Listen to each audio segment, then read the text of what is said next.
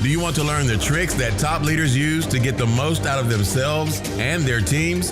Well, Naftali Hoff is here to help. Lead to succeed.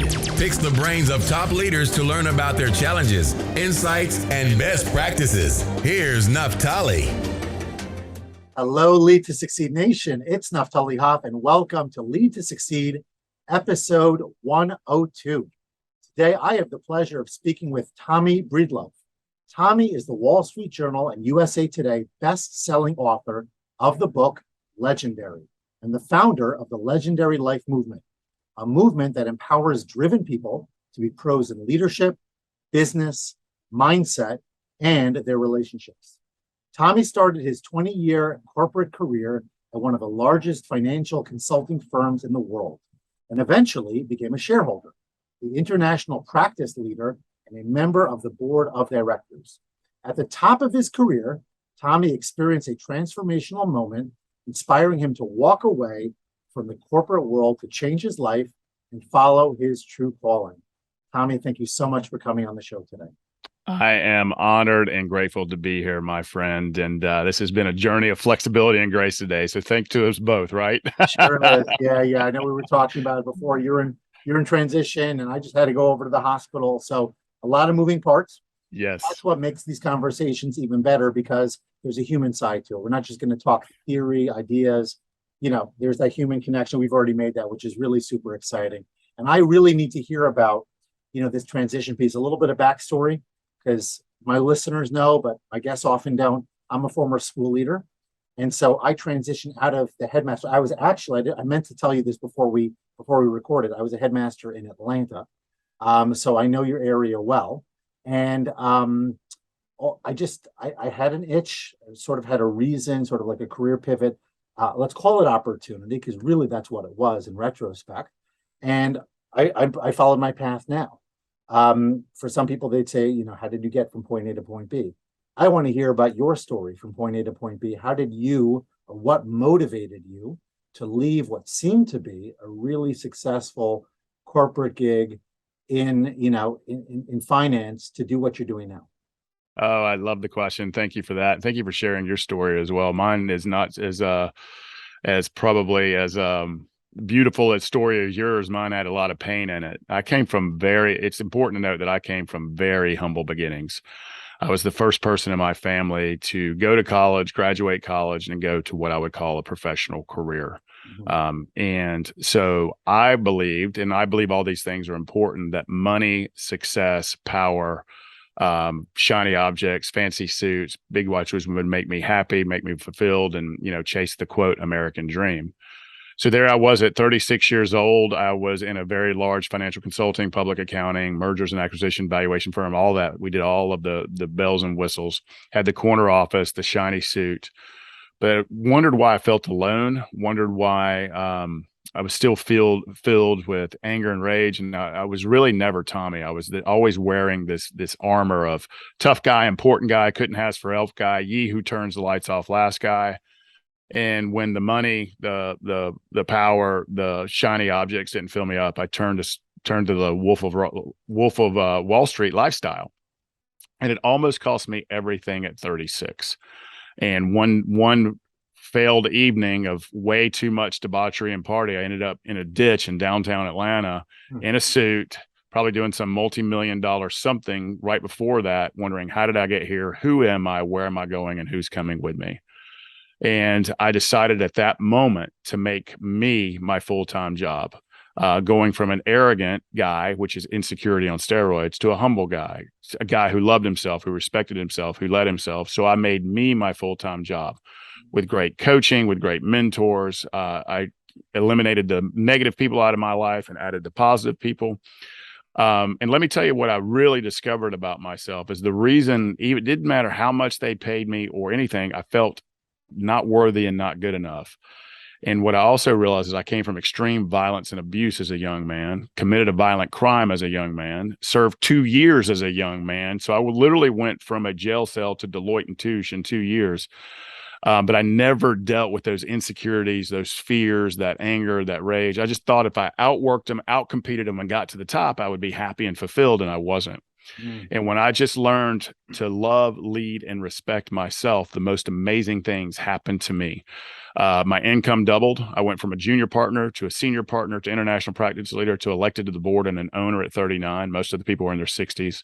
I got eliminated my negative network, added an abundant, great network, a 10x network.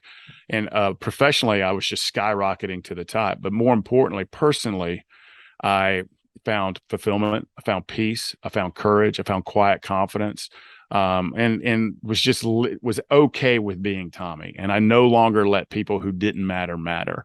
And that's when, this is crazy, that's when my network, venture capital, private equity, entrepreneurs, corporate executives, lawyers, bankers started reaching out to me. And I thought we were networking for business because I never planned on leaving that world. I was a senior partner. And they were like, no, I need you. I need some advice, not just business advice, but how did you do it? How did you turn 180? How did you go from what you were to who you are now? And when I started sharing that and just coaching them over a beer or a walk or a cup of coffee, they said, you got to write a book. So we wrote a book. We called it Legendary. It became a Wall Street Journal and USA Today bestseller. And eventually I got the courage to walk away, sell my equity. And now I run the Legendary experiences, retreats, masterminds. It's just an entire movement around helping ambitious people and driven people build and live professionally and personally legendary lives. And so thank you for letting me share that, brother. Sure. No, that was great. Very inspiring. I don't even know where to start with it because there's so many things I can sort of jump in on, because I do coaching as well. And so, I'm always listening for transition, for nuance, for, really the story underneath the story. I'm trying to imagine you as you're sitting here in your baseball cap and your comfortable shirt, like in a shiny suit in a corner office, like oftentimes it just doesn't seem to match. But at the same time, what you're teaching us is that the outside, the exterior, the veneer that greets us when we interact with somebody, for better or for worse. Sometimes people are hiding really deep, dark secrets. On the other hand, sometimes there's a jewel underneath there and we don't see it because of X reasons, X, Y, and Z. And so I'm curious to know, how you kind of mustered the courage. I know you said that you got into this dark spot and things were really not going well, but oftentimes people will just do more of the same. They do what they've known. They don't necessarily think, hey, I need to really pull myself up by the bootstraps. So what was your aha moment? Not so much the moment, because I think you shared that already, but what was the thought process behind the moment that allowed you to think with light and with positivity and with a new direction, as opposed to whether it's doubling down or maybe going even deeper? Because a lot of people, they get into a bad place, they go even deeper into that bad place. Yeah, and it's crazy. Like awareness can be a platform that we stand on or an anchor that holds us down if we don't do anything about our self-awareness, right? And I think that's one of the challenges in leadership as humans and in business is we're not self-aware. And I knew at that moment, looking up at that blue sky, that this is chance two. This is chance two in your life, and I don't know if you're going to get chance three.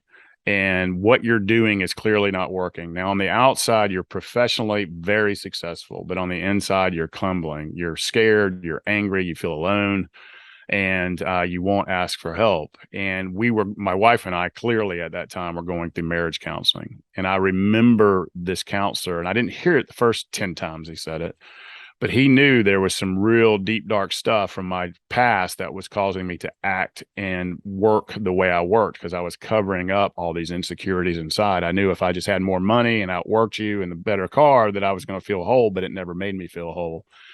And he knew there was some inner work that needed to be done. And he said, there's a place in Tennessee that can do more for you in 7 days than I can do in 10 years. And when I woke up, I heard it. And I went home and my marriage was on life support. I personally was on life support, but on the outside, I looked like I had it all going on. And I said, Heather, I'm going to go. My wife, his name's Heather.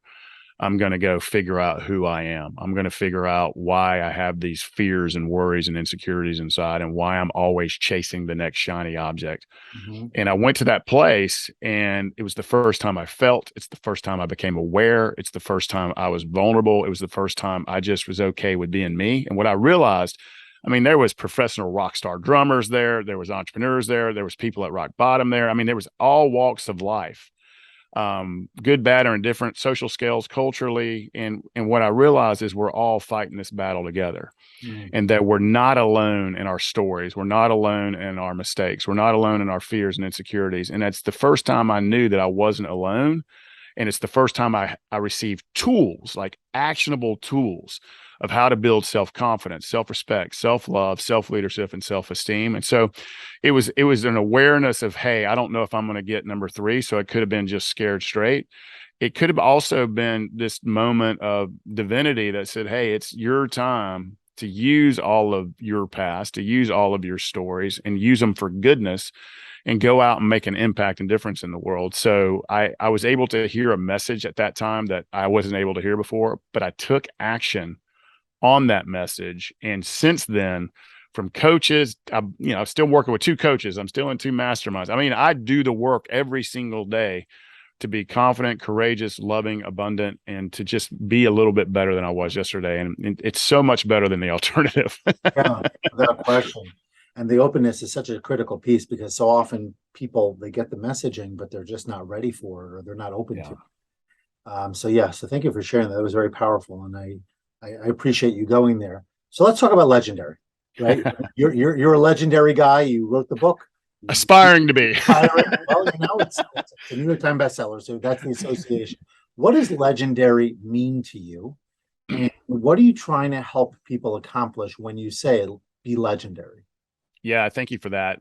To me, legendary is absolutely aspirational. And what I love about the word legendary, it's so big, it's so bold, it's so out there. And if we start calling ourselves legendary, people will laugh at us from the rooftops. What I love about the word legendary, it's given to us by our network, our peers, our friends, our colleagues, people within our inner circle and our ethos. And we can be either beautiful legends or negative legends. And for me, legendary is when I leave this world, I want to have a grateful heart and leave no regrets. And I want to have made this world, the people I've touched, myself, and everything around me a little bit better than I found them. And so that's what legendary means to me. And the journey of legendary, it's not for everybody. Legendary is for people who want to help themselves. It is not for victims, the apathetic, lazy, or entitled people. It's for ambitious, driven people who want to make impact. And the whole point is, how do we build and live legendary lives? And to me, it comes down to freedom. It comes down to success. And success to me equals freedom. It comes down to being in charge of our time, having a world-class network, living a purposeful life, but even more importantly, live life with self-confidence, self-courage, self-love, self-respect, so that we can lead, love, and respect others. It's a book about self-mastery, self-leadership, and being a better human, both professionally and personally, so that we can really go make a difference in this beautiful world. So that's what the book Legendary. And what I love about it, I think why it's become so successful, it's execute. It's not theory. It's stuff that it's basic, simple steps with your time, with your network, with your purpose, with your relationships, with your family, friends, with your mastering your emotions and mindset, living together. It's all actionable stuff that you can implement every day in an hour or less, because we've got to shift the paradigm, my friend. We put ourselves last. Well, the most selfless thing we can do is put ourselves first. I'm talking about our physical health, our rest, our emotional, our mental, and our spiritual health, if that's important to you. Put it first so that we lead ourselves first. We love ourselves first. We respect ourselves first. And we challenge ourselves every day to be powerfully humble, so that we can go lead outside in the businesses and our careers and in our families. And so that, to me, is what legendary is all about. And so let's take the opposite for just a second. What would you say is the biggest obstacle? It's interesting because somebody posted on LinkedIn yesterday, and he tagged me, or maybe this morning, I forget, and asked the question, what's more important, mindset or actions? In terms of getting things done. And to me, it's like two sides of the same coin, right? Because if you have the mindset, but you don't take action around it, or vice versa, you're not any better off ultimately. So I was just curious in terms of thinking about what prevents people from, being candidates, let's call it, for your program, and just in general to take that transformational step that you preach. I think change is hard, and I think it comes down to fear. I think people think success or happiness is out there and not for them. And I think we have this mentality, if we work harder and harder and harder, and we swim to that horizon, which we can never get to. When I get here and when I have this is when I will invest in myself, or take the time to do that, or lean into my family, or start that new career. And it's just fear. And what I would ask everybody listening is, where in your life are you not showing up 100% for? Is it your happiness? Is it your relationship? Is it your business? Is it your career? And that's where you need to lean in. It is both mindset and action, but you got to take action on your mindset to get a better mindset, to get a mindset of abundance. I've got this: courage, confidence, strength, power. And for me, I'm going to say it just a little bit different. It's about taking intentional action. I believe in the law of attraction. I think light attracts light, dark attracts dark, action attracts action. But you've got to take the intention. You've got to set the goal. You got to have the vision of, do I want to be stronger, more confident, have a better relationship, more love in my life, more time in my life, more money in my life, whatever it is. You got to make the intention. You got to set the goal. You got to make it very simple and actionable. But then you got to go take action. And there's a great book called, I don't want to say the book because I'll mess it up and it'll sound really bad, but it's by James Victor. And I love what he says. He goes, action without intention and intention without action is nonsense. So it takes both.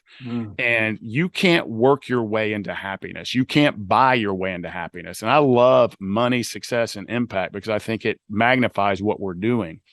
But wherever you go, there you are. I mean, I've got clients who are just getting started on their new careers. And I literally have got 2 clients that just crushed it for selling their companies for $150 million. The very next day, they're like, why am I not happy? Because wherever you go, there you are. We haven't prioritized the heart muscle, the mind muscle, being proactive and not reactive, and standing in humble confidence, courage, and so I think it's both.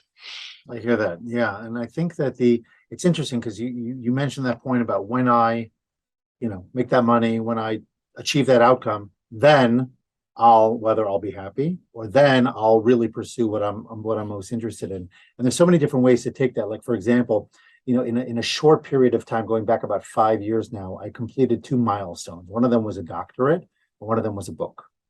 And both Amazing. of them were like, yeah, wow. And neither of them That's like climbing 2 Everest, brother. Yeah, neither of them filled me up the way I thought that they would. It's like the day after, I'm feeling like, where's the nirvana? Where's the, and it was like, part of it is because the journey is as much the end game as the destination, right? It's the work, it's the growing, it's the writing in the case of the book, or the research in the case of the dissertation, doing the work that fills me up personally. So I was sort of like thinking about these guys who are selling their businesses. There's a certain feeling of empty. On the one hand, huge success. On the other hand, now what? Because real winners, I'm not sure that they fit that exact description based on who they are, because I don't know them. But I often find that the people who are really successful are never satisfied. This whole idea that Hollywood sells us that we're going to ride off into the sunset and everything's just going to be like beautiful on some yacht somewhere. There's an emptiness to that, I feel. And the other side of what you were saying is that I never associated it with a fear, but I guess it makes sense that if somebody is putting something off, it's ultimately because they don't have enough, whether it's confidence in their self or their circumstances, their knowledge, etc., that they're going to leap all in to what they really want for themselves. And sometimes it just requires that extra courage, maybe that support. You talk about coaching, but something to be able to say, I'm going all in. I'm going to take my lumps. I'm going to go for it. And I'm going to see where I wind up on the other end. Because otherwise, it's a life without, you turn around and it's all over. And like, where are you? Yeah. And I couldn't agree more. And I want to address a couple of things there. It's because most ambitious driven entrepreneurs or people who want to be successful in business are always measuring ourselves against an ideal. And the problem is the corner always moves and the ideal always moves. You got to remember, I came from humble beginnings. So when Deloitte said, forgive the dog, I love the dog in the background. It makes me smile. It means it's almost vacation time. But I remember when Deloitte, I went from $6 an hour working in a factory to Deloitte paying me 30 or 35, and I heard 3 million. So I thought I had made it, right? $35,000. And it didn't matter if it was 50, 250, 500, a million. The ideal always moves. The ideal of us as men and women always moves. And so the horizon always swim. But if we can't swim to it because there's always a bigger boat. There's always more money. There's always the next deal. And that's what makes us great, though, is that chase for impact and more. However, if we just simply turn around and look how far we've come in our relationships, look how far we've come professionally, look how far we've come, and celebrate that and be grateful for it and be present in it and measure ourselves backward as well to how far we come, that's where we find fulfillment, happiness, and gratitude. And here's where I think here's the pursuit of happiness. And we'll never get there, because if we were immortal or perfect, this life would be really boring. And so to me, it's the three buckets. And I learned this from one of my mentors, Darren Hardy. You got to fill the career and professional bucket, like constantly work on being better there. You got to fill and work on the relationship bucket, your friends, your family, your network, or colleagues, your employees. And the third one, and this is the most important one that we don't do, and it's the most selfless thing we can do. We got to fill that internal bucket, the self-growth, the inner work, the building your heart muscle, your mind muscle, your soul muscle, and your physical muscles. Because if we don't work on our heart, mind, soul, and physical muscles, they atrophy and we get weak. And if you don't think we're weak, look at 24-hour news networks and look at Facebook. We are mentally and emotionally and soulfully weak right now. And it's all about choices. We can choose to strengthen up and start working on those and growing, or we can choose to just be puppets and let the puppeteers play with us. So I'll get off my soapbox. So that was to me great. about that's to me how you measure happiness. I've actually personally gotten better at that last bucket. I'm not great yet, but I certainly have worked a lot at it.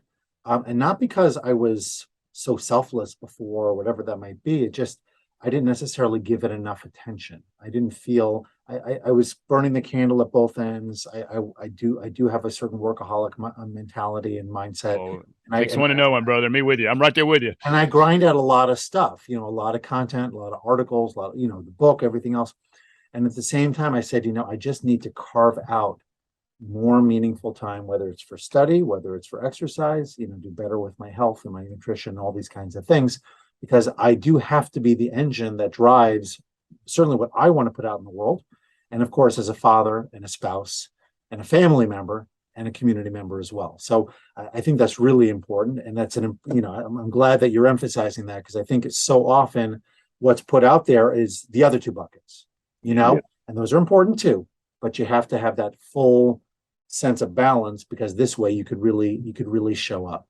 So I'm going to ask you a question. It's a very unusual question for me to ask, but only because I did some digging on your website. And I really wanted to understand, your program. I run a mastermind group as well. I'm also a coach. So I'm always curious to see what other people are doing, right? What makes them legendary or exceptional, in their work. And I went into your onboarding, or what's the word I'm looking for? Your prospective coaching clients, that questionnaire. And it's an extensive one. And it goes into interesting places. Some might even say some very private, sensitive / secretive questions that you're asking about people's backgrounds and whatnot.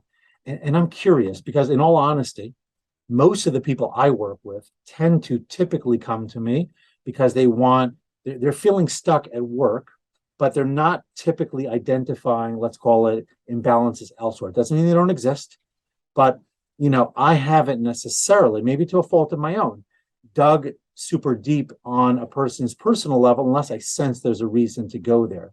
But you're doing that from the very beginning and asking really, kinds of questions that if somebody's not really interested in working with you, I would imagine might be a turnoff for them. So I'm just curious to know not only your thought process and why you're doing it, but what is your ultimate intention behind it, and what does that ultimately tell you about your capacity to work with and support somebody? Yeah, great question. It's the first time I've ever actually been asked that. The first reason, it is a vetting tool, and it works like clockwork. If someone's ready, here's the truth, and I hope I can say this, and feel free to bleep it out. I don't want to make assholes even more successful. And that's the truth. I live that world in venture capital, private equity. I've the gunslingers, the scorpions and snakes. Not all of those folks are, but there's a lot out there that are. And we are in the success space. We are success mentors. Our group programs, our experiences, our masterminds, and every now and then when I take a one-on-one client, I want them to work not only on their professional success, to be world-class and badass leaders, to be world-class in every way in their careers and their businesses, and make more money than they know what to do with. I'm in the money space. I was in the money space for 30 years. but I also want to make them world-class leaders at home in their relationships with their spouse and their children. I want them to have more fun in their life. I want them to feel a sense of fulfillment and peace and impact. And so often people, and we're shifting the paradigm. There's three things that we stand for. And if you don't want to stand for it, go somewhere else. We do not care. And we do not compromise this, is we stand for three things as a movement. Number one is you can't build legendary life, business, and success alone. You've got to have people around you that like-minded core values that are helping walk the journey with you. You cannot do it alone. So we want authenticity. We want people who share wisdom, and we want people who are ready to lean in. Number two, you've heard me say it over, people who want to be self-masters in all things: mental strength, emotional strength, spiritual strength, physical strength, and leadership strength, prioritizing ourselves first. If they can't answer questions about their personal life with authenticity and vulnerability, we don't want them. Go be miserable and successful. We want the whole picture. You can't have all the ingredients. You can't be successful at work and be awful at home. It is not, there is no formula for success there. We want people who want to be personally and professionally successful. So the number two thing we stand for is prioritizing of self and self-mastery. And number three thing we stand for is making that voice inside your head that we all have, that is very loud at certain times. We want to turn that thing from an enemy to an ally. And so when we vet, we want to get to know them. We want to know. Plus, there's interview processes. Like, you can't just come to a retreat. You can't just come to a mastermind. So there's interview processes that we do. We want people who want to be world-class and badass professionally, in leadership, at home, and especially with themselves. And that's why we do it. Nice. Okay. Well, that was pretty inspirational. I'm passionate about that. That's probably like the longest question that I ever asked somebody, because it like took some time for me to build up to where I was going with it. But at the same time, I love the answer. And so I'm going to ask you the final question of this segment. And that is a question that I ask every leader now, because I believe, and I'm sure you share this sentiment, Tommy, that oftentimes we see, like if I go to your website, I see this incredible guy, he's got so much going on and all these accolades and testimonials and videos, all that stuff. And it's like, you know, forget the fact that I don't see this whole finance success guy behind, but the point is I see success. Right. So I assume that you were on the fast track to success all along, because how else did you get there? And whenever I see somebody in thought management, thought leadership, or finance, or any industry, I assume that they have all the goods from the beginning. They're just gifted, you know, and so I can't relate to them. But this podcast is designed to help everybody who is in any type of leadership role become that much better, right? Become that much more mindful, that much more thoughtful, that much more inspired. And so what would you say, Tommy, was the biggest mistake you ever made in relation to leadership or life? And what did you learn from it? Not asking for help. Thinking I was the only one with my fears, my insecurities, and my fraud complex that says, what if they figure out I don't know what I'm doing? What if they figure out I'm just a poor South Side boy from the South Side of Atlanta that didn't come from pedigree or money? And asking for help.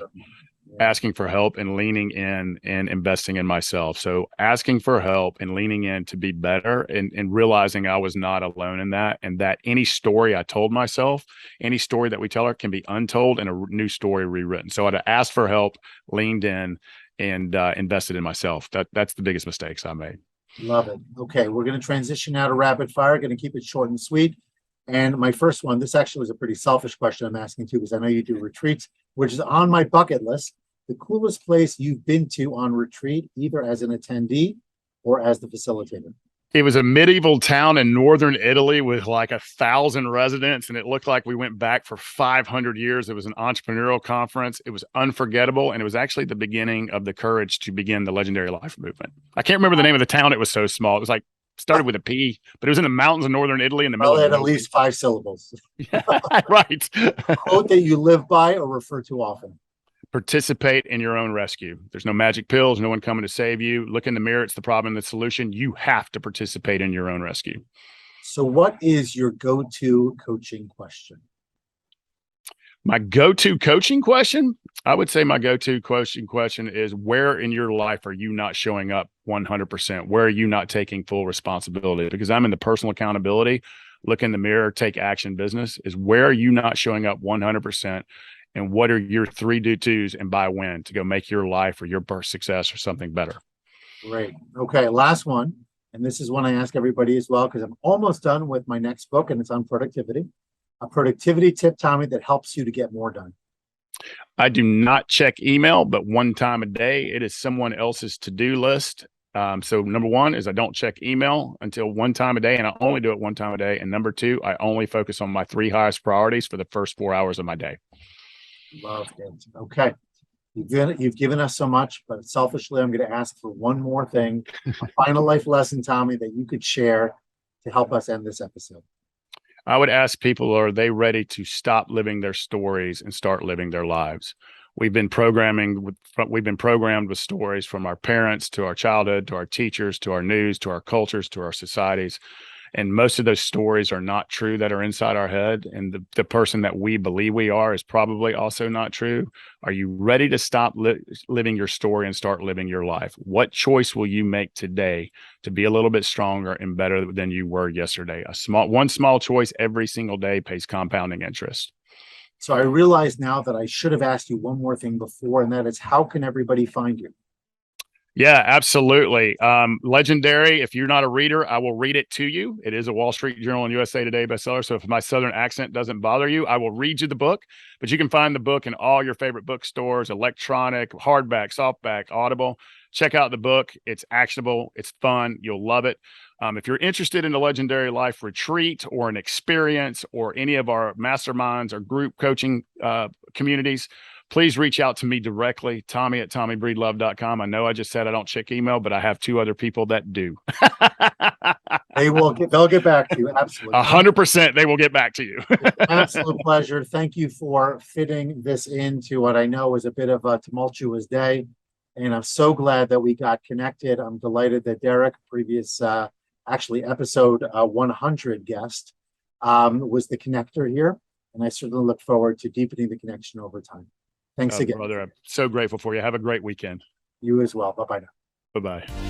Thanks so much for listening to this episode and for investing in yourself so that you can lead to succeed. Before you go, don't forget to subscribe, rate, and review the show. Your feedback gives the show more social proof and encourages more folks to listen.